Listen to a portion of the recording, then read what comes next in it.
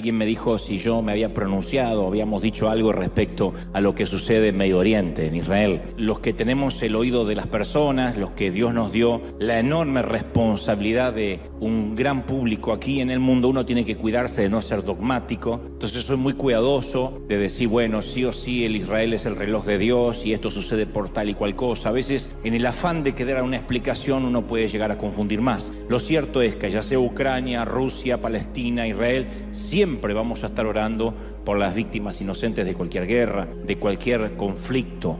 Claro que oramos por Israel, pero no oramos más que por cualquier otro país que el día de mañana pueda estar en conflicto o en guerra.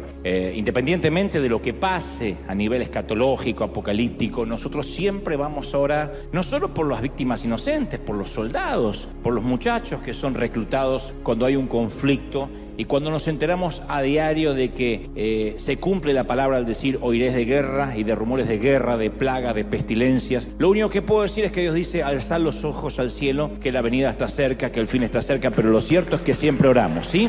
Siempre oramos. Me pronuncio o no me pronuncio en las redes, siempre nuestra oración va a ser por todos los países que están en conflicto y por los que están pasando necesidad. No hace falta ser cool, por decirlo en las redes, sino que oramos siempre sin cesar. Así que esta iglesia sí que está orando por Medio Oriente, como oramos también, no dejamos de orar por Rusia y Ucrania, que no pasó a ser una noticia vieja. Sigue el conflicto y también oramos por ello. ¿Estamos listos para lo que Dios nos va a dar, sí o no? No, hay dos o tres. ¿Estamos listos? Sí.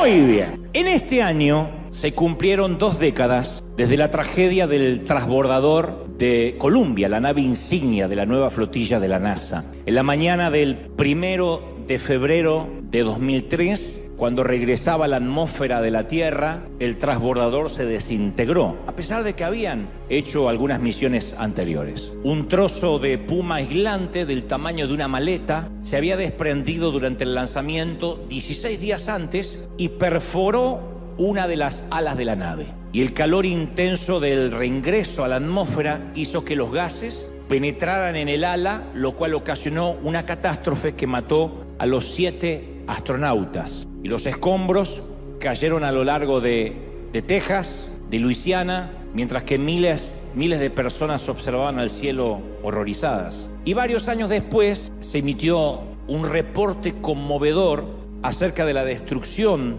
del Columbia. Dicen que cuando la misión estaba en progreso, cuando todavía los astronautas estaban en el espacio, los especialistas de la NASA se preguntaban si el daño del ala sería fatal, porque lo habían notado, se habían percatado del daño del ala en el despegue. Entonces se preguntaban si iba a haber un problema en el reingreso a la atmósfera.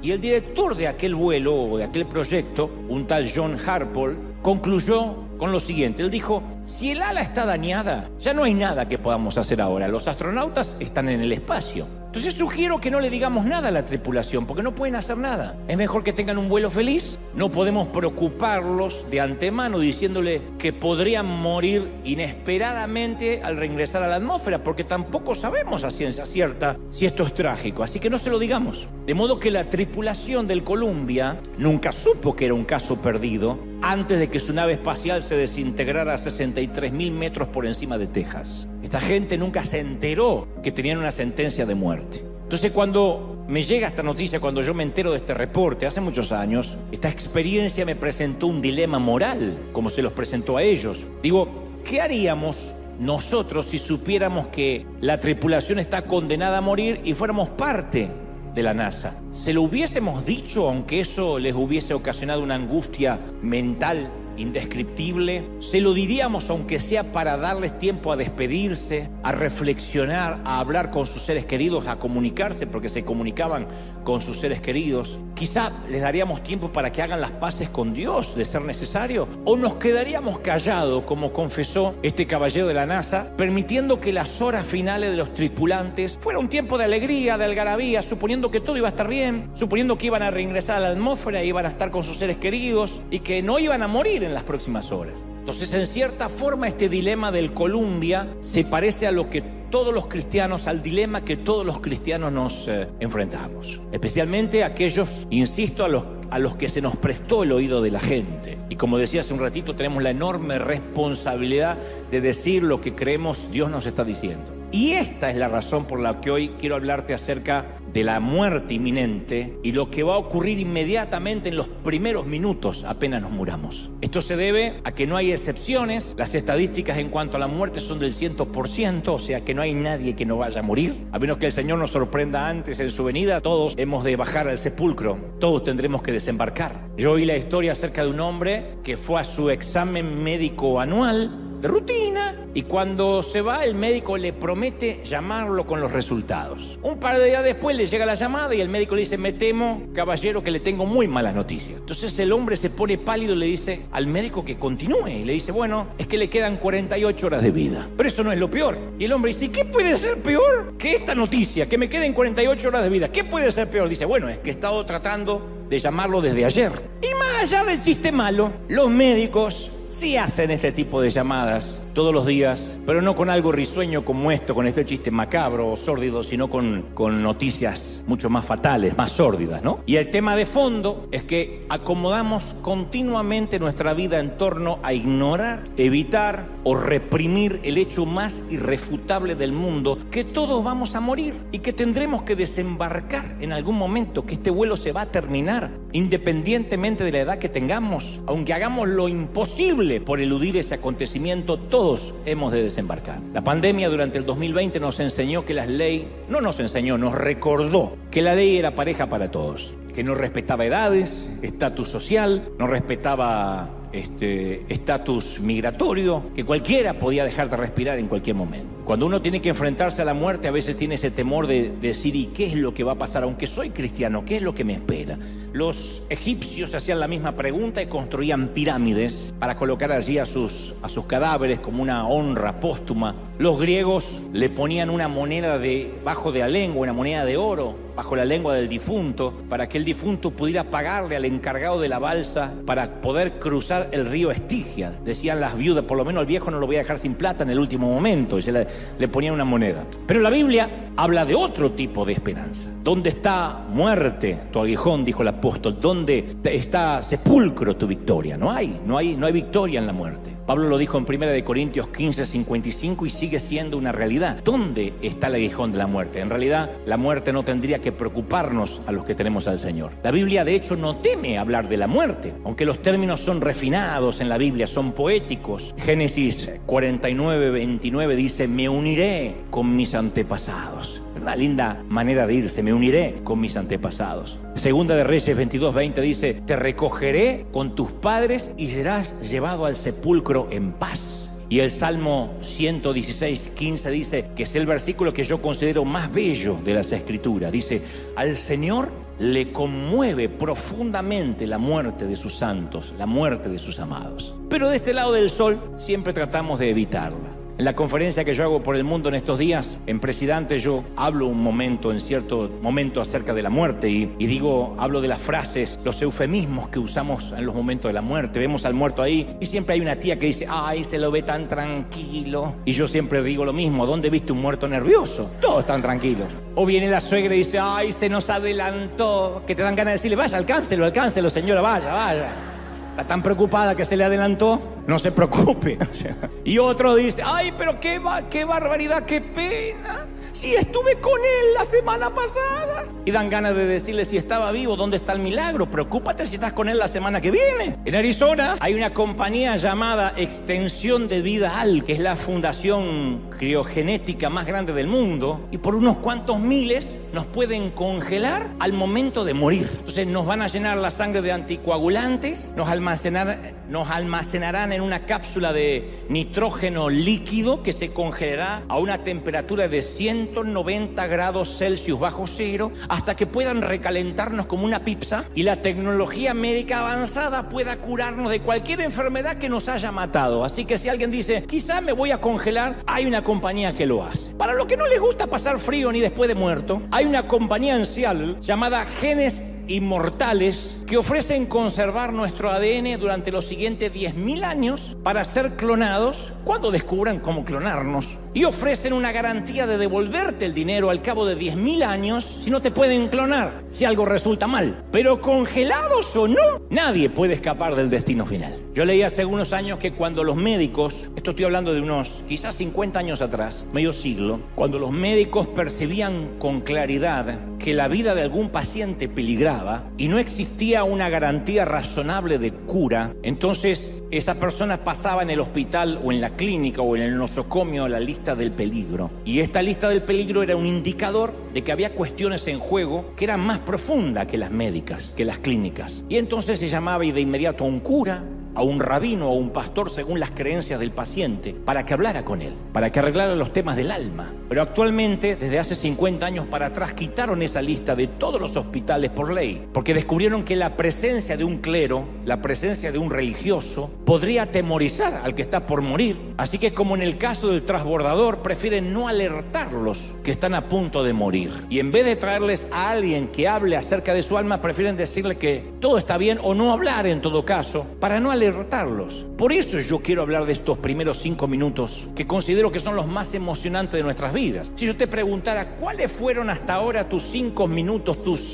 300 segundos más sorprendentes, más emocionantes que has experimentado. Y hay una gran posibilidad que si pudiésemos recordar, quizá hayan sido los primeros 5 minutos al nacer. El tema es que no tenemos memoria, pero estoy seguro que nada supera esos primeros 5 minutos a cuando nacimos. Porque después de 9 meses de nadar en una placenta oscura, solitaria, de pronto descubrimos que había un mundo alrededor. Y descubrimos colores, todo junto, colores, sabores, sonidos, sensaciones, gente. No puedo creer que con esa cara ese sea mi papá. Si hubiésemos podido hablar, habríamos dicho: mamá, no tenía idea de esto es maravilloso. No tenía muchas ganas de abandonar tu seno porque 9 meses acostumbran a cualquiera. Pero esto es muchísimo mejor, mirá lo que me estaba perdiendo. Y por eso yo estoy seguro que los 5 minutos más asombrosos que vamos a volver a experimentar son los 5 minutos después de fallecer, los primeros 5 minutos después de morir. Que yo sé, me están mirando como diciendo: no tengo apuro. Yo lo sé. Durante siglos, las mentes más brillantes de la Tierra dedicaron toda su vida en tratar de saber qué hay al otro lado de la muerte. Pero 5 minutos después de haber muerto, lo habremos sabido todos. Todos habremos de descubrir qué hay. Los autores de las Escrituras dicen que para todos los seres humanos esos 5 minutos van a indicar o un destino eterno de gozo indescriptible o una pérdida indecible de mucho dolor. Yo me acuerdo a nuestro director del coro en la iglesia donde crecí, un viejo gruñón que no diré el nombre porque debe tener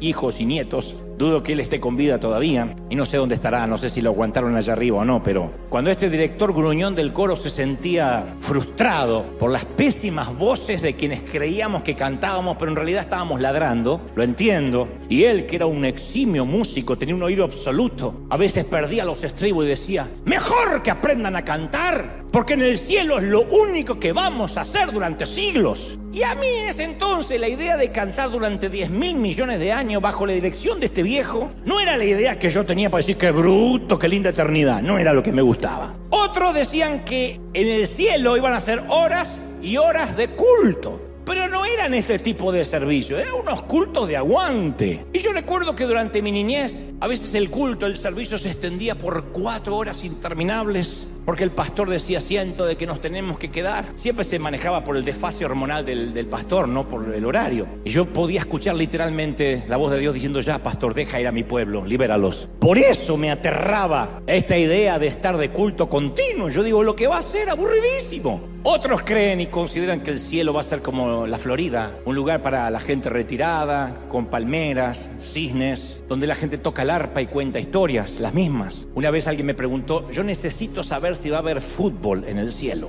Y yo le respondí: mira, en el cielo no se va a poder mentir, no se va a poder decir malas palabras, ni hacer trampa, por lo cual no puede haber fútbol.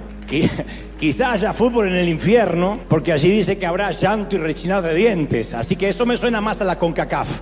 Es posible. Y finalmente, algunos han tomado de manera literal las palabras de los autores de las Escrituras. Y he escuchado a muchos predicadores hablar del cielo y decir, allí va a haber mar de cristal, calles de oro. O sea, los autores trataban de... Lo que habían visto desafiaba todo intento de descripción. Por ejemplo, si nosotros hubiésemos vivido hace 1000 años y tuviésemos que describir un avión, y nunca hasta ahora conocimos un avión, pero lo estamos viendo en una visión porque Dios nos trasladó al futuro, diríamos, bueno, es como un pájaro gigante de metal. Eso es lo que pasa cuando algunos de los profetas o discípulos, en el caso de Pablo, fue hasta el cielo y dice, bueno, todas las imágenes bíblicas, las arpas, las coronas, las calles de oro, el mar de cristal. Algunos han dicho, qué lindo un mar de cristal. En un mar de cristal no te puedes bañar, te rompes la cabeza porque es de cristal. Pero cuando los autores usan la metáfora, están hablando de tan cristalino, de tan puro. O sea, son intentos simbólicos de expresar lo inexpresable. Y si tomáramos la Biblia de manera literal, tendríamos que suponer que porque Cristo dijo que fuésemos como palomas, todos deberíamos poner huevos. Entonces uno tiene que saber que es un lenguaje de hipérbole, de metáfora. Lo cierto es que en primera instancia, a priori, el apóstol Juan relata en Apocalipsis 19:9, dice, dichosos los que han sido convidados a la cena,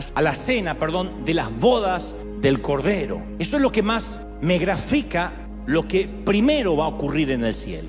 Juan dice que no solo veremos a Dios, sino que experimentaremos la alegría, el gozo de una boda, de un casamiento. Y aquí tengo que hacer una salvedad. Si has tenido hijos pequeños o los tienes todavía, seguramente en algún momento te habrán dicho que van a querer vivir contigo para siempre. Hay un momento que el niño dice, yo nunca me voy a casar. Es una clásica promesa infantil que todos los niños hicimos no sabiendo la imbecilidad que estábamos diciendo. Mamá, papá, aunque yo crezca, siempre me voy a quedar aquí hasta que ustedes sean muy viejitos y yo los voy a cuidar. Todo niño hace esa promesa infantil. Y a esa edad no sirve mucho explicarles que va a llegar un día en que se querrán marchar, el día que se enamoren y quieran tener su propio hogar y quieran formar su propia familia. Es que cuando nuestro hijo es pequeño aún no comprende que va a llegar el día en que en su vida aparecerá una mujer mucho más bonita y lista que su mamá. Lo siento. En el caso de nuestra hijita pequeña, conocerá un hombre mucho más inteligente, más alto, más espiritual y apuesto que su papá. No va a ser mi caso, pero seguro el tuyo. Pero en algún lugar, de alguna forma, llegará ese día. Y un día mi niña se me acercará para decirme, papá, él es mi nuevo destino. Fui hecha para él. Tengo que estar con él, no me puedo imaginar la vida sin él. Y entonces, como yo soy un papá muy sabio, y si mi hija ya tiene suficiente edad y veo que ya pasó los 45, diré, es el momento. Entra en la vida, en el amor y en el gozo de tu Señor. Bueno, el reino de los cielos es la historia de un novio que espera a su novia, dice Juan. Y es posible que nuestra mente inmadura ahora todavía hagamos esas promesas infantiles. No, yo me quiero quedar acá y vivir muchos años. Pero ese encuentro llegará. Lo que pasa es que no tenemos idea. Todavía nadamos en una placenta oscura y creemos que esto es todo lo que hay de este lado del sol. Y decimos, no, yo me quiero quedar aquí. Pero entonces lo veremos, un día lo veremos a él cara a cara y entonces recién comprenderemos. Y entonces, como dice Primera de Corintios 13:12, al que ahora vemos como en un espejo, como en un reflejo, entonces le veremos cara a cara. El que ahora conocemos en parte, lo conoceremos plenamente como él nos conoce. Y entonces en ese momento, apenas los veamos, nos vamos a dar cuenta que él es nuestro destino, que fuimos hechos para él. Y ese día nos vamos a dar cuenta cuán enamorados de él estamos, nada más que todavía no lo hemos podido ver cara a cara. Pero el tema de hoy es hablar de esos primeros 5 minutos antes de la gran boda. En esos minutos tenemos que presentar nuestro vestido de bodas limpio, impecable, limpio de cualquier imperfección, de cualquier imperceptible mancha, porque es lo que quiere una novia. Una novia no se permite caminar hacia el altar con un vestido manchado. Haría un escándalo y la comprendo. Espero toda la vida ese momento y no quisiera que en las fotografías, que en el video quede retratado la dejadez o el descuido o el desdén de su vestido. Entonces esos primeros minutos antes de la gran boda, no voy a poder utilizar el tiempo en lo que sigue después. Supongo que eso me llevará a otro mensaje, pero antes de la gran boda habrá unos minutos de preparación para que nuestro vestido sea impecable. Yo te he contado en muchas ocasiones que mi mentor de oratoria ha sido este gran amigo y el muy estimado pastor a quien le mando un saludo ahora mismo, don Ítalo Frioli. Ítalo ha fundado 43 iglesias en Canarias y España. Además, hace 25 años que fundó, un poco más de 25 años que fundó una gran iglesia en Chile. Yo he estado en algunas ocasiones allí, primero cuando tenía su iglesia en el Holiday Crown Plaza y luego en un teatro. Y él además creó el primer equipo de fútbol cristiano, Osana. Yo conocí sus mensajes grabados en cassette, allá por el año 91. Si alguien ya sabe lo que es un cassette, también es hora que se vaya haciendo un examen anual de colonoscopía. Ya está en edad. El que no sabe lo que es un cassette todavía puede esperar. Y yo empecé a copiar sus sermones, Bailando con la más fea, Cerco de espinos, Don Cohen, aunque en realidad originalmente él le había llamado Don Goldstein, pero yo le llamé Don Cohen. Fueron algunos de los mensajes que yo copié de manera descarada cuando lo oí. No había YouTube, no había reclamos de copyright, así que lo escuché y me enamoré de su léxico, de sus inflexiones de voz, de su impecable y plausible oratoria. No había escuchado yo un orador así en toda mi vida. Su acento español mezclado con el italiano, con el argentino, hacen un cóctel maravilloso y yo nunca había oído hablar a alguien así, sin los vicios que a veces tenemos los predicadores de hacer repetir a la gente, amén, gloria a Dios, fuerte el aplauso. Él simplemente es un orador exquisito y yo dije, quiero aprender de él. Y como todo mentor a quien uno admira, yo le he honrado públicamente cada vez que he podido, de alguna manera. Y él siempre vuelve de alguna forma a aparecer en alguno de mis mensajes. Pero hoy esta es la primera vez que hablaré específicamente, explícitamente de él y de esos primeros minutos que él estuvo en el cielo. Obviamente no se quedó en el cielo, si no ya estaría muerto. Pero Ítalo estuvo aquí hace unas semanas, aquí en River, y me regaló este magnífico libro de su autoría, que apenas lo leí, le pedí permiso para poder relatar parte de su testimonio y compartir su caso, el caso Frigoli. Obviamente te voy a compartir un pequeño fragmento, yo no podría compartirte un libro completo hoy. Y nunca he hecho antes algo así, nunca. Con ningún otro libro, ni siquiera con los míos, con ningún otro autor. Pero el relato me conmovió tanto que supe de parte de Dios que debía compartírtelo. El libro se llama La Entrevista y está disponible hoy mismo en nuestro bookstore. Para quienes lo miran en cualquier parte del mundo a través de Amazon, lo pueden solicitar. Y yo lo quiero recomendar, endosar y desafiarte a lo que lo puedas leer desafiarte que lo leas sin tener que detenerte a llorar en cada capítulo. No es la idea de hacer un negocio, ni mucho menos, porque no es algo que me haya pedido Ítalo. Él jamás me dijo promociona mi libro, simplemente me regaló uno. Hay muchos que me hacen llegar libros de todas partes del mundo. Tengo muchos autores, amigos, que me regalan sus libros. Nunca he usado este sitio para recomendar un libro, porque no quiero que alguien sospeche o soslaye la idea, bueno, quiere vender algo, ganar algo con esto. En primer lugar, en primera instancia, a priori yo no gano nada. Ojalá me hubiese hecho participar de esto, pero no me ha hecho participar. Y él supongo que cobrará alguna regalía por los libros, pero no era el hecho de lo que hoy te voy a compartir. Lo cierto es que le dije, Ítalo, necesito compartir lo que tú escribiste allí en el libro. Y él me dijo, sí, me emociona, me conmueve, quiero que la gente que te oye pueda tener una idea de lo que me pasó. Ítalo fue hospitalizado de urgencia a causa de COVID y algo sobrenatural y extraño ocurrió aquel sábado 26 de junio de 2021. Él dice que le costaba respirar, que sus pulmones estaban casi por colapsar. Y entonces sintió que sus fuerzas se iban y su cuerpo se hacía cada vez más liviano. Y tuvo la misma sensación de estar flotando. Frigoli sintió que era llevado a una habitación oscura donde había una luz anaranjada que le permitía ver una puerta al frente, como recién veíamos en la portada del libro. Y también sentía la presencia de otra persona aquí a su derecha, por encima del hombro, aunque él jamás la podía ver. Él dice, yo no supe si era un ángel, si se trataba del mismo Señor. Y dice, no vi ninguna luz. Y él no vio ninguna luz. Además de esa luz anaranjada, no vio una luz en un túnel, ni ángeles, ni escuchó música celestial. Lo que sucedió, lo que sí pasó, es que toda su vida trascendió ante sus ojos. Y entonces en la oscuridad de esa habitación aparecieron imágenes como si se tratara de una pantalla de cine. Y lo primero que ve son imágenes de su niñez. Se vio con unos 9 años, recuerda cómo estaba vestido, en dónde era, yendo a la tienda a comprar huevos y pan por pedido de su madre. Notó que regresando a casa un huevo se le escapó de sus manos, se le rompió, así que decide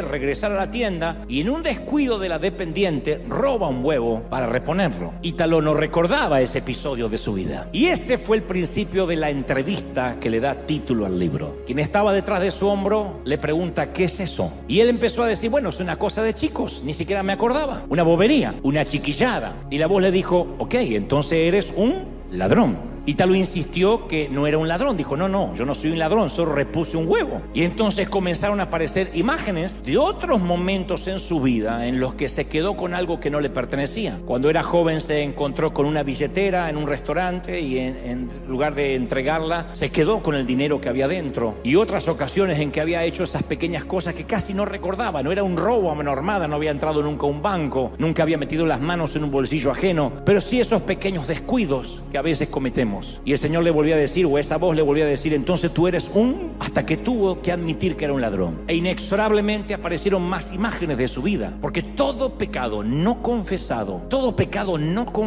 por más insignificante y pueril que parezca, aparece en esa pantalla. Todo pecado que él nunca dijo, que nunca puso bajo la sangre de Cristo, empezó a aparecer en esa pantalla. Y comenzó a sentir Ítalo una enorme vergüenza. Él no quería que el Señor o que ese ángel viera esas imágenes. Y dice, aparecieron escenas de mi juventud, mentiras, algunos chistes con doble sentido que a veces uno hace entre caballeros, entre hombres, que él no le había dado mucha importancia, pero estaban ahí en esa pantalla con lujo de detalles. Y una y otra vez la voz le preguntaba, ¿y eso qué es? Y mi querido mentor tuvo que comenzar a contestar con el nombre explícito que Dios le da a cada pecado. ¿Cómo le llamas a eso? Eso es mentira. Y aquello es engaño. Eso es enojo. Eso es una mala palabra. Bueno, es que a veces hablamos así los hispanos. No. ¿Cómo le llamas a eso? Blasfemia. Eso es lujuria. Eso es robo. ¿Qué es aquello? Odio. Eso es ira. Esto es resentimiento. Esto es envidia. Esto es falta de perdón. 1000 imágenes y se le pidió que lo diga con el nombre indicado. Ítalo resalta que a esta altura su espíritu comenzó a tener un dolor que no podía describir con palabras. Él dice, ningún dolor físico se parece a lo que yo sentí en mi espíritu. Y él rogaba que la entrevista se terminara de una vez. Pero empezó a ver los momentos de violencia, de ira. Se podía escuchar a sí mismo maldecir e insultar. Por ejemplo, se vio en medio de un partido de fútbol. Yo te dije que él fue el creador de un gran equipo en Chile llamado Osana. Y él es un gran futbolero, un gran seguidor, fan del fútbol. Y él vio como en la pantalla, como miles de personas gritaban obscenidades contra un mal arbitraje. Le gritaban al árbitro que se muera y se acordaban de su familia. Y él vio como él se unió a esos gritos en medio de la euforia. Pero de pronto, de alguna forma, se le bajó el volumen a todo el resto del estadio para que solo pudiera escucharse su voz, su insulto al árbitro. Todo el estadio muteado y apareció su voz. Y luego aparecieron los momentos en que deseó la muerte a alguien. Vio las ocasiones en que mientras conducía maldijo a otros conductores. Se recordó, apareció en la pantalla cuando una mujer que cree que maneja hizo una maniobra imprudente y él le insultó con palabras y gestos. Cuando Ítalo me contaba esto y yo pensaba en mis chinos, a esta altura dije, no tengo posibilidad. Y el Señor o la voz le preguntó, ¿qué es eso? Y él quería decirles que eran palabras que se lleva el viento, que no significaban nada. Él es de descendencia italiana y los italianos siempre parece que están gritando o moviendo las manos ampulosamente. Es una costumbre también argentina, pero no pudo excusarse. Le recordó a Mateo 12:36 que dice la palabra, más yo digo que de toda palabra ociosa que hablen los hombres, de ella darán cuenta en el día del juicio. Entonces, ¿cuántos de nosotros hemos deseado el mal a alguna persona en algún momento? Tan solo lo hemos pensado, hemos dicho, bueno, ya le va a ir mal. Como hizo las cosas, no merece que les hagan las cosas bien. Ya voy a ver cómo cae. Siéntate en el umbral de tu puerta y verás pasar el cadáver de tu enemigo. Lo decimos como si fuera un proverbio bíblico. Dudo que se recupere de esa enfermedad. Está pagando lo que hizo. Y esas palabras, esos pensamientos se empezaron a reflejar en la pantalla. E inmediatamente le vino a la mente Mateo 5:22 cuando Cristo dijo, pero yo digo que cualquiera que se enoje contra su hermano será culpable de juicio. Y cualquiera que le diga necio a su hermano será culpable ante el concilio. Y cualquiera que le diga fatuo, que es lo mismo que decir torpe, imbécil, menso, quedará expuesto al infierno de fuego. No es esta una ley mosaica, no es la ley de un viejo profeta, es el Señor. El Señor puso a la ira, al enojo, a las palabras insensatas, al mismo nivel que el asesinato, porque todo eso se origina en el corazón. Y nosotros lo tomamos como algo liviano, decimos, bueno, uno dice tantas cosas, pero Dios sabe que de la abundancia del corazón habla la boca. Y también en aquella entrevista Ítalo oyó con su propia voz hacer promesas que nunca cumplió. ¿Cuánto hemos hecho promesas que no cumplimos? Tal vez nosotros nos olvidamos, pero no Dios. Hay personas que dicen, si Dios me da este empleo, yo prometo diezmar fielmente. Y luego Dios los bendice, diezman un par de veces y luego se olvidan, ya está. Otros dicen, no, si Dios me bendice o me sana o trae esta sanidad a mi familia, yo voy a ser fiel, voy a servirle, y luego nos olvidamos. Ítalo también recordó una vieja costumbre que tenemos los líderes y los pastores, y es decir, voy a estar orando por por tu situación, a veces por sacarnos a alguien de encima. Sí, voy a estar orando.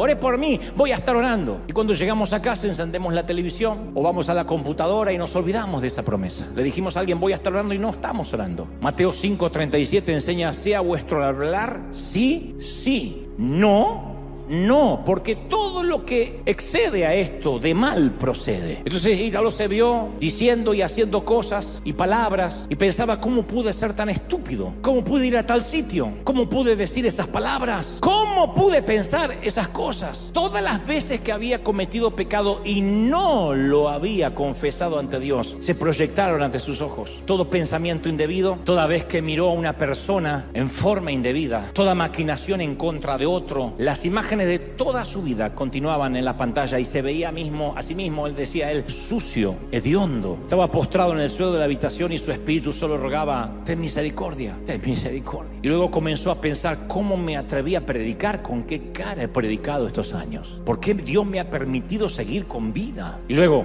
¿cómo es que Dios me llamó al ministerio? ¿Cómo me soportó en el ministerio? Y se vio a sí mismo tan vil, tan sucio, que todo lo que podía hacer era pedir que Dios lo perdonara, que tuviera misericordia. No había más excusas. La Biblia nos enseña que habrá dos juicios diferentes, uno para los cristianos y otro para los que desecharon a Dios. Y el juicio para los cristianos es el tribunal de Cristo, donde daremos cuenta por nuestras palabras, por nuestras acciones, por nuestras motivaciones. Y nuestras acciones y motivaciones serán examinadas, será un examen minucioso, y nuestros pensamientos, las intenciones, hasta las palabras ociosas que hemos dicho serán recordadas. Dice la Biblia más, yo digo que toda palabra ociosa, palabra holgazana, palabra que está de más, en el afán del chisme, que hablen los hombres, darán cuenta de esas palabras en el día del juicio. No es una hipérbole, no es una metáfora. Uno dice, ¿cómo toda palabra? ¿Cómo todo pensamiento? Toda acción, pero todo, ¿a qué se le dice todo? Y solemos pensar que es una hipérbole, como cuando le decimos a nuestro hijo, te he dicho 1000 veces que cierres la puerta. Obviamente no se lo hemos dicho 1000 veces. Exageramos para que le quede claro el mensaje. Te dije 1000 veces que haga la tarea. Y a veces pensamos que el Señor, cuando dice todo, está usando una hipérbole, así, una exageración. Él dice, no estoy exagerando, es cada palabra ociosa. Y todos nosotros usamos un espinel de palabras ociosas, más los hispanos. No sé si nos dimos cuenta que los pobres gringos tienen un solo insulto que usan para todo. Nosotros tenemos una creatividad. No sé si compiten y ganan los mexicanos o los argentinos, pero tenemos una creatividad que hasta la forma en que lo decimos puede ser un halago o un insulto. Yo he preguntado sobre palabras mexicanas y me dice, puede ser un halago o un insulto. Digo, ¿cómo puede ser un halago y un insulto? La misma palabra. Y me dicen, sí, no es lo mismo. Oh, ¿qué onda, güey? No es lo mismo. Y usamos otras palabras que no son insultos. Decimos, ¿te puedo ser sincero? ¿Te puedo abrir mi corazón? ¿Te puedo ser sincero? ¿Cuántas veces decimos, ¿te puedo ser sincero? Lo cual habla que normalmente mentimos. Alguien que me dice, ¿te puedo ser sincero? Me está pidiendo permiso para ser sincero por primera vez en su vida. Es un hipócrita. No me diga, ¿te puedo ser sincero? Se supone que eres sincero. O decimos, en mi humilde opinión. Nuestra opinión tiene que ser asertiva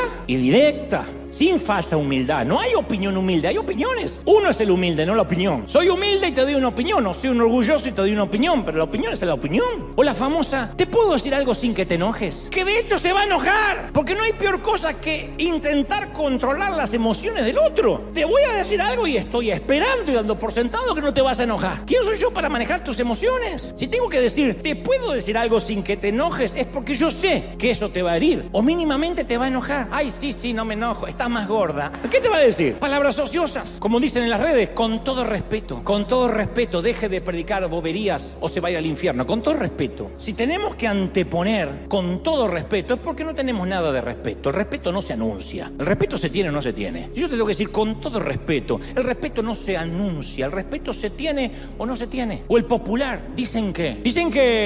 ¿Quiénes dicen? Dicen que esto que pasa en Israel. Dicen que la pandemia. ¿Quién? Dicen. ¿Qué noticia? En internet. O tenemos fuentes fidedignas, o estamos hablando de chismes, repitiendo rumores baratos. Y el Señor dice, toda palabra daremos cuenta. Habacuc dice, el profeta dijo que ni siquiera Dios puede mirar el pecado. Ezequiel es aún más directo y dijo, el alma que pecare, esa morirá. Y en el cielo no puede entrar sombra de pecado. A las bodas del Cordero no puede entrar sombra de pecado, porque eso traería muerte, y en el cielo no hay cementerios. Y como en el cielo no hay cementerios, no puede entrar por esa puerta que veía Ítalo sombra de pecado. Pero ¿qué hacemos nosotros? nosotros en nuestra vida cristiana lo relativizamos. Decimos, bueno, Él conoce mi corazón. Juzgamos al otro por sus acciones, pero nos autojuzgamos por las motivaciones. Decimos, ¿cómo pudo hacer tal cosa? Pero tú hiciste lo mismo. No, pero yo no quise hacerlo. Yo lo hice de corazón. O decimos, yo no vivo bajo la ley, vivo bajo la gracia. Pero terminan siendo excusas banales, porque a veces tenemos más temor de ser descubiertos por el pastor que por Dios. Y creemos que Dios es nuestro Padre, pero no creemos que es nuestro juez. Y entonces tratamos de pasar por la vida negociando con nuestros pecados. Y entonces esto se debe a que pensamos que porque alguna vez hicimos una oración del pecador, todos los pecados que cometamos de ahora en más ya no importan. Es cierto que el Señor murió por los pecados que hicimos, por los que estamos cometiendo ahora y por los que vamos a cometer, pero eso no nos exime de confesar y pedir perdón. Soy hecho nueva criatura cuando llego a Él, y a partir de ahí todos los días tengo que presentarme ante el Señor y cubrirme con la gracia. Claro que este es un mensaje de gracia, pero la gracia no viene por sí sola si yo no sé que estoy infringiendo la ley. Pablo dijo, ¿cómo valoraréis la gracia si no conocéis la ley? Si uno no sabe qué ley está infringiendo, la gracia no le va a tener ningún valor. Pasa como con nuestros hijos criados en este país. Si la mayoría no sabe lo que es la pobreza y no sabe lo que es la escasez, ¿cómo se va a transformar en un niño agradecido por lo que tiene? Lo más probable es que dé por sentado todo y que crea que el mundo le debe algo. Y hay muchos que no saben lo que están transgrediendo, no saben lo que hicieron, por consecuencia pisotean la gracia, porque la gracia para ellos no significa nada. Si tú no sabes que tienes cáncer, no vas a valorar el tratamiento contra el cáncer. Pero lo mismo si nunca supiste que tenías metástasis. Pablo dice, si no sabes qué ley estás infringiendo, la gracia no hace sentido. Pero nosotros llegamos a la iglesia y hacemos en alguna ocasión la oración del pecador, o le dicen la oración del penitente. Todos los que seguimos a Cristo en algún momento hemos hecho esas palabras, hemos dicho esas palabras, Señor, perdóname, te recibo como mi Salvador. Pero esa oración nos da el privilegio de ser hijos, pero luego Dios a partir de ese día espera que si volvamos a cometer errores, confesemos nuestros pecados de manera específica. Primera de Juan 1:9 señala, si confesamos nuestros pecados, Él es fiel y justo para perdonarlos y limpiarnos de toda maldad. No tienes que vivir con culpa. ¿Cuál es la llave? La confesión. Y Salmos 32:5 dice, confesaré mis transgresiones a Jehová y tú perdonarás la maldad de mi pecado. Proverbios 28:13 agrega, el que encubre sus transgresiones, el que las tapa, no va a prosperar, mas el que las confiesa y las abandona, obtendrá misericordia. Entonces el pecado para ser perdonado debe ser confesado y abandonado. Ahí es cuando la gracia todos los días me bendice y me perdona. Todos somos gente rota. Todos los que estamos aquí somos imperfectos y luchamos con debilidades, con pecados. El hecho es que algunos se entregan a una mente cauterizada y dicen, bueno, más sí, no me importa, Dios conoce mi corazón. Y otros todos los días vamos y pedimos, Señor, perdóname. Ítalo relata que la entrevista aún se puso más álgida. Comenzó a ver los momentos en que comenzó a hacer negocios que, aunque eran honestos, todos habían fracasado. En su caso, él no fue llamado a hacer negocios, como sí otros son llamados a hacer eso, pero él fue llamado a ser pastor. Y entonces aquella voz le dijo que en realidad sus motivaciones no eran suplir para la familia. Sus motivaciones era que no podía confiar en Dios para suplir sus necesidades. Y aquellos negocios extras, en su caso, eran una suerte de plan B, por si algún día Dios dejaba de bendecirlo. ¿Qué tal si algún día Dios me deja de bendecir? Por lo menos tengo la casita, por lo menos tengo tal cosa. Había ofendido al Señor con su falta de fe en Él, lo había herido. Y dice Ítalo, y hubo un silencio largo, esos silencios intensos que solo ocurren cuando herimos a un ser amado. Luego le mostró las veces en que se había distraído y había perdido el enfoque de su llamado. Le mostró las personas que había dejado entrar a su círculo, a su vida, y que no eran de bendición, sino eran de distracción. Dios no le empezaba a hablar ahora de pecado, sino de peso. Pablo dice que seamos libres de todo pecado y del peso que nos agobia. El pecado es lo que podemos reconocer. El peso son aquellas cosas que nos distraen. No son pecado etimológicamente, pero nos distraen, nos desenfocan. Ítalo solo le rogaba el perdón a Dios. Y no supo cuánto duró aquella entrevista, pero cuando terminó, dice, yo me sentí más limpio que nunca. Sentí un gozo indescriptible que no tuve en toda mi vida de cristiano, una euforia inusitada. Y todo ese dolor de su espíritu se transformó en una gran alegría. Sintió una enorme paz. Dice, tenía ganas de saltar, tenía ganas de correr, de gritar de alegría. Estaba eufórico, estaba exultante. Y cuando Frígoli me relata esta historia, le pregunté, dice, ¿y dónde queda la gracia? ¿Qué pasó con aquello que todo había sido perdonado y limpiado por la sangre de Cristo? Y él me dijo muy atinadamente, no, Dante, todo lo que alguna vez confesé y cubrí con la sangre no apareció en esa pantalla. Yo tenía muchos más pecados, pero eso no apareció, no estaba borrado. El Señor solo quería que confiese con mi propia boca lo que nunca había confesado, lo que había ocultado, incluso lo que había olvidado, o lo que relativizaba. Bueno, esto no es pecado, ¿quién no tuvo mal día? Todo pecado que le había perdido perdón al Señor alguna vez, jamás apareció en aquella pantalla, no existía, estaba en foja cero. Pero hasta que Él no nombró cada pecado por su nombre, con el nombre en que lo conoce Dios, no con las licencias semánticas que nos damos nosotros para que el pecado no suene tan feo. Él no le llama debilidad, Él no le llama error, Él no le llama a todo les pasa. Hasta que Él no confesó los pecados con el nombre que se lo conoce al pecado en el cielo, ese pecado no desapareció. Y los pecados no funcionan como las causas judiciales que luego de varios años sin movimiento prescriben la causa y se cajonea para siempre. Hay gente que ha salido libre, han descubierto que ha sido un asesino, pero luego de 20 años y entonces la causa está prescripta. Pero no así con el pecado, pecado no confesado, pecado que no es cubierto por la sangre, pecado que te ha de seguir por la eternidad, por pequeño que nos parezca, pecado que no decimos es una bobería, porque no estoy poniendo esto en un estante alto que nadie puede alcanzar. Estoy diciendo la única bobería es confesarlo. Lo único que quería el Señor es que lo confiese. ¿Cómo llamas a esto? Bueno, una chiquillada, no, a veces nos entendemos. ¿Cómo lo llamas? Pero esto es una bobería. ¿Cómo lo llamas? Ladrón. ¿Y cómo le llamas a esta mala palabra? Bueno, es que los hispanos hablamos así. En Culiacán y en Buenos Aires. Así hablamos. No, ¿cómo le llamas? Bueno, exabrupto. No es exabrupto. No aparece así en mi ley. ¿Cómo se llama? Momento de que no pude manejar mis emociones. Una alteración psicosomática. No, ¿cómo le llamas? Blasfemia.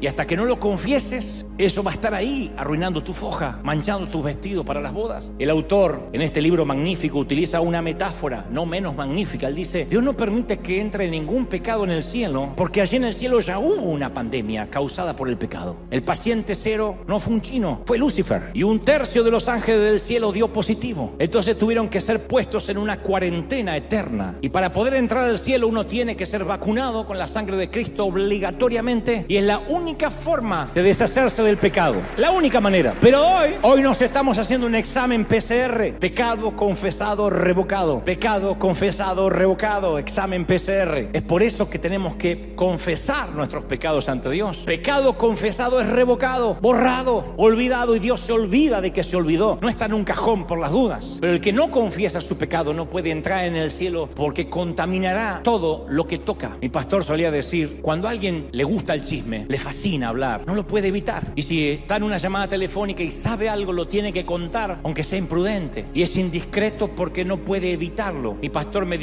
alguna vez me dijo esta metáfora un tanto vulgar, pero nunca se me olvidó. Él dijo, es como una persona que tiene diarrea, pero que no la puede controlar. Y está sentado y donde se levanta del asiento mancha. Y luego se toca, se limpia la ropa y mancha. Y se está rascando así y te dice, Dios te bendiga. Y te mancha. Si ves al chisme como diarrea, como materia fecal, te das cuenta lo grave que es aún prestar los oídos para que te los manchen. Yo siempre oro para que el chisme sea erradicado totalmente de esta congregación, no porque estemos a un nivel de santidad inexplicable, sino porque no hay nada más hosco, más sucio, más hediondo, más pútrido que el chisme. Me enteré, me dijo que sea verdad o no sea verdad. No nos corresponde a nosotros ser jueces, ni hablar de nadie a los que no nos consta que tengamos que juzgarlos. Entonces cuando uno no confiesa, es puesto en cuarentena eterna, y Dios no puede permitir que el pecado, por más pequeño que sea, pueda entrar en el cielo. Algunos dicen, bueno, yo sé que tener esta elección sexual, esta inclinación, es pecado, pero es que yo nací así. Y por eso Cristo, sabiendo que podríamos decir eso, cubrió esas bases y dijo, no hay problema, tengo la cura. Te es necesario nacer de nuevo. Te es necesario nacer otra vez. Pero solemos hacer confesiones selectivas. Entonces cuando vamos a orar, decimos cosas como, bueno, Señor, tú conoces todas mis debilidades. Eso no es confesar. Si alguna vez estuviste ante un juez terrenal, sabes que eso no es confesar. Dígame exactamente cómo ocurrió. Bueno, qué sé yo, un poco de todo.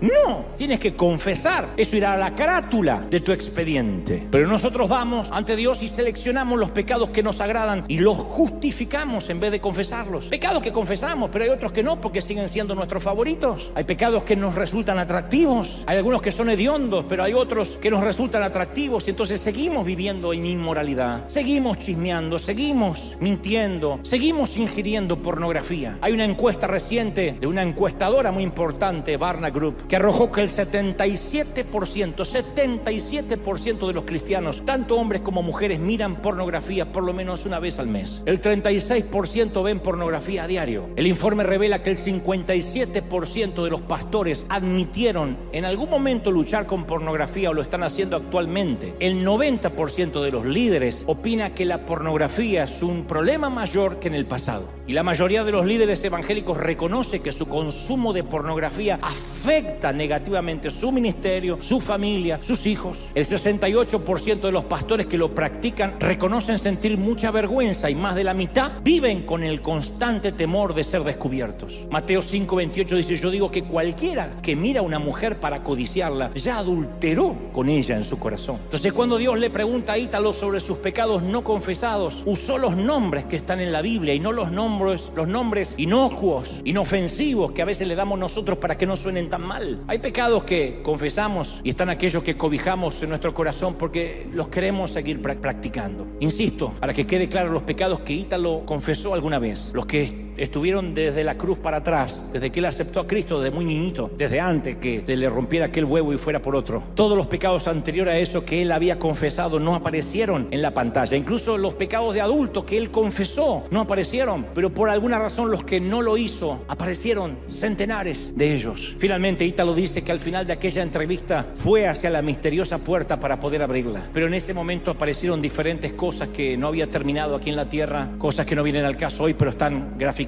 en el libro, y él tuvo la opción de no abrir la puerta. Y cuando decidió no abrir la puerta, esa voz le dio una serie de instrucciones sobre qué hacer. Personas con las que tenía que hablar, otras las que tenía que pedir perdón, algunas les debería dar un llamado de advertencia, y entre otras cosas le pidió que no pierda tiempo, en su caso, en redes sociales. Y dice él: yo nunca haré un dogma ni una doctrina de esto, pero Dios me pidió especialmente TikTok. Ítalo me contó que apenas despertó en el hospital, de inmediato pidió su celular. No pidió hablar con su esposa, con su celular rápido, y quitó esa aplicación ahí mismo porque era lo único que podía hacer en ese momento en la cama. Todo lo demás iba a hacer cuando se repusiera. Dice él: yo no haré una doctrina de esto, no voy a predicar por allí diciendo TikTok es satánico necesariamente, pero en mi caso me causaba distracción y no lo dudé. No está haciendo una doctrina, digo, pero el pedido fue específico: distracción. Todos en algún momento hemos hecho algo estúpido, todos. Frigoli confiesa que estando en esta entrevista se dio cuenta de la cantidad de cosas estúpidas que había hecho toda su vida. Siendo cristiano, ¿cómo pude haber hecho tal cosa? ¿Cómo pude tomar esa decisión absurda? ¿Cómo a veces no nos damos cuenta que por no confesar nuestros pecados estamos obligados a vivir con las consecuencias de esas decisiones? Por no confesar.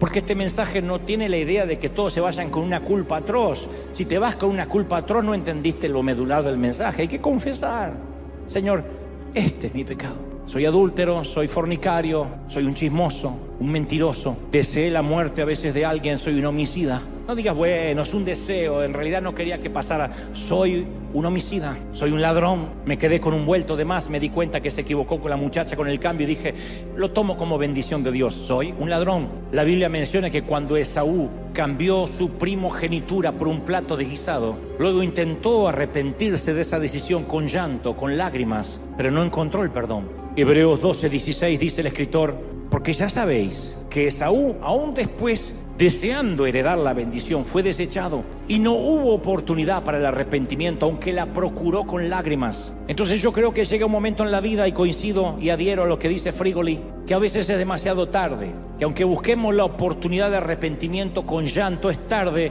pero no tarde porque la gracia se ha acabado, no se ha acabado todavía de este lado del sol. Es tarde para aquellos que sabiendo hacer lo correcto no lo hacen, e igual siguen en inmoralidad. Y a veces una respuesta emotiva un domingo, levantar las manos, no es un cambio de mente, porque las lágrimas no siempre son el indicador de un cambio interior. Las lágrimas a veces pueden ser de remordimiento, no de arrepentimiento. Las lágrimas de remordimiento es sentirme con culpa Las de arrepentimiento es sentir vergüenza ante el Señor. Dame una oportunidad. ¿Y cuántas veces hemos visto a gente con lágrimas decir, no lo vuelvo a hacer nunca más? Y 3 días después vuelve a hacer lo mismo, porque ha perdido el temor de Dios, porque cree que Dios es un títere que puede ir a buscar cuando quiere, porque no se arrepiente y dice nunca más. Podemos llorar y podemos mentir a la misma vez, no te quepa la menor duda. Pero mientras no nos arrepintamos y confesemos, siempre vamos a volver a lo mismo. Y si no renovamos la mente, nunca vamos a cambiar de vida. Nada es tan poderoso como una mente renovada. Entonces no te permitas volver a lo mismo, no nos permitamos volver a lo mismo. Proverbios 26:11 dice, como perro que vuelve a su vómito, que se come su propio vómito, es el necio que repite su necedad. Ítalo tuvo la oportunidad de volver a la vida otra vez, pero eso no nos garantiza que nosotros tendremos la misma oportunidad. Yo creo que Dios permitió esa experiencia en él para alertarnos. Ítalo tuvo la oportunidad de confesar y arrepentirse por cientos de pecados que él no había confesado, pero eso tampoco nos garantiza que nosotros tengamos esa misma oportunidad. Lo cierto es que en este momento todos nosotros somos los tripulantes del Columbia y en cualquier momento nos tocará entrar en la atmósfera celestial. Y debo confesarte que el ala de nuestro transbordador está dañada. Y sí, las cosas podrían salir mal. En un examen médico de rutina, nuestra vida podría cambiar tal como la conocemos. Y por eso, y en el afán de no preocuparte, yo no quiero ocultarte tu situación y mi situación de emergencia, que nuestra nave se podría desintegrar en cualquier momento. Y ahora, hoy, en este preciso momento, tenemos que poner las cuentas al día con nuestro Dios. Este no es un mensaje para que te vayas a llorar toda la semana. Es un mensaje para decir, yo me voy a cruzar esta puerta con alegría, con el mismo gozo que tuvo Ítalo cuando confesó el pecado. Entonces vamos a tomar un tiempo para decir, ahí, a donde tú estás, no te estoy pidiendo que se lo digas a nadie, solo a Dios. Señor, este es mi pecado. No le busques nombre, no busques excusa, no te está preguntando el por qué. Dios dice, tan solo dime el nombre y mi sangre lo cubrirá. Pero si no está claro el nombre de tu pecado, mi sangre no lo puede cubrir. Yo no cubro brotes psicóticos. Mi sangre no cubre momentos de debilidad que tú ya sabes. Mi sangre cubre pecados. Y si tú quieres ser limpio de todo pecado, estamos a una oración de distancia, a un paso de pedir perdón, aquí y en casa. Cuando Ítalo me contó esto, en vez de escuchar música en el automóvil, me dediqué a recordar pecados. Señor, ahora me acuerdo de esto, nunca hablamos de esto. Y también me viene a la mente esto otro, y Espíritu Santo, ayúdame, como decía David, aún de pecados que me fueron ocultos, que no me di cuenta. Y no para sentirme culpa y hacerme sentir un gusano. El Espíritu Santo inmediatamente trajo a mi mente cosas que hice, que hago a diario. Digo, hoy Señor, yo no pensé que estaba mal, pero está bien, no quieres justificación, perdóname. Soy un chismoso, he tenido celos, he tenido envidia, he procurado que a fulanito le vaya mal porque me hirió. Y entonces yo quiero que le vaya mal, y en el fondo quiero que le vaya mal, y cuando alguien me cuenta que le está yendo mal, alegra mi corazón. Y eso sé que no te agrada. He sido un envidioso y he sido un asesino, porque he deseado con todo placer que le vaya mal y que si se muere vamos a celebrar. Y el Señor empieza a hablar a mi corazón y me dice, arregla esto y arregla lo otro. Y sabes, no es una operación quirúrgica de horas. No te estoy diciendo que tienes que hacer una caminata, una esfinge, ni que tienes que rezar tantos Aves Marías, ni tener un rosario en la mano. Es solo, Señor, ten misericordia, sé propicio de mi pecador. Y los que están dispuestos, háganlo en esta mañana, en casa, en sus hogares. Ten misericordia, sé propicio de mi pecador. ¿Dónde estás? Ponte en pie. En casa también me gustaría que te puedas poner en pie. Si estás en la sala o en el comedor, si puedes doblar las rodillas en casa, tanto mejor. Aquí nos vamos a poner en pie y hemos de utilizar los últimos minutos para que esta no sea una oración repetitiva que le hacemos, bueno, al pecador. Todos nosotros necesitamos una oración nueva de arrepentimiento. Pero podemos orar genéricamente, pero tú puedes orar y yo puedo orar por los pecados que sabemos. Perdóname, Señor. Mira mi mente vagabunda.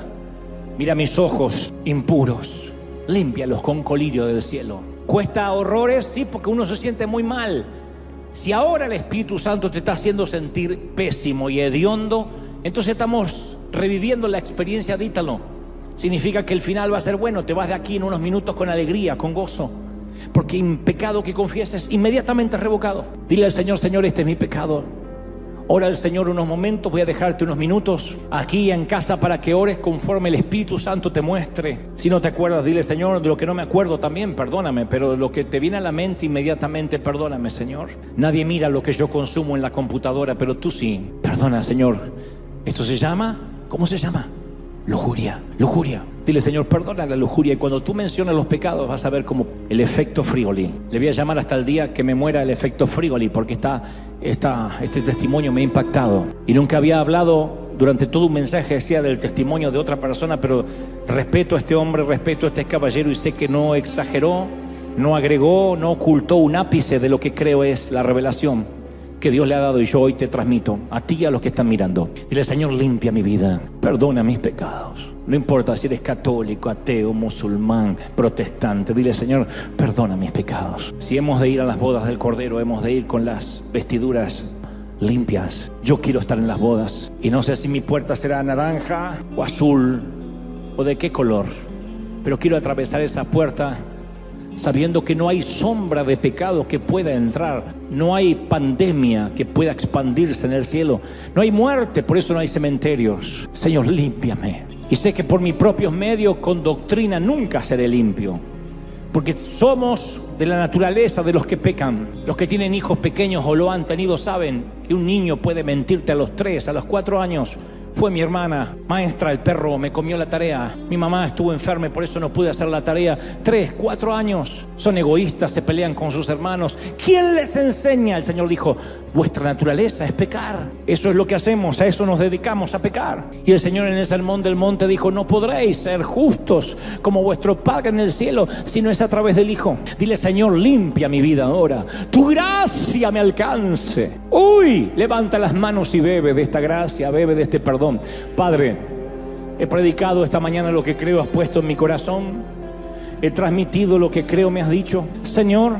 Y yo te pido ahora que tu Espíritu Santo termine, selle la tarea, imparta, transforme, impacte las vidas, afecta, sella estas palabras.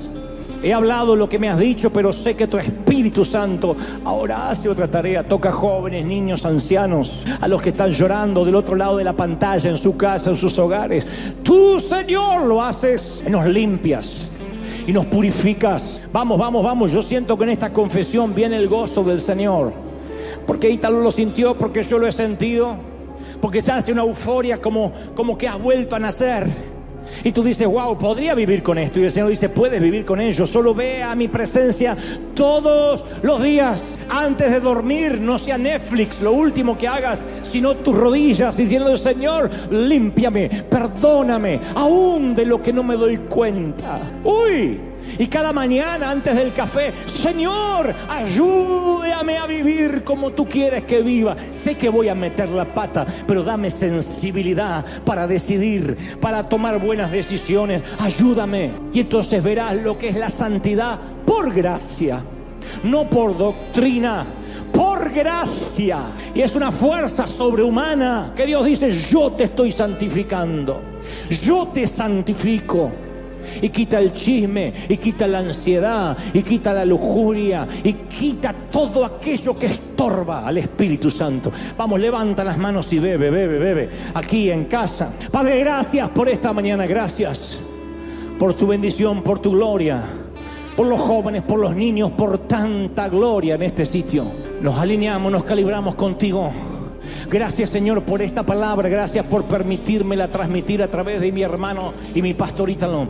Gracias por lo que nos has dado, por este sencillo mensaje, por estos rudimentos, por este ABC, por este volver a las bases, por esto fundamental que nos has hecho recordar. Te doy gracias. Bendice, Señor, a River, bendice esta congregación, bendice a los que están oyendo de todas partes del mundo. Gracias porque la alegría, el gozo de tu salvación ha vuelto en muchos. Gracias porque la alegría se ha recuperado y el gozo no se va. Señor, bendice, toca, declaro que octubre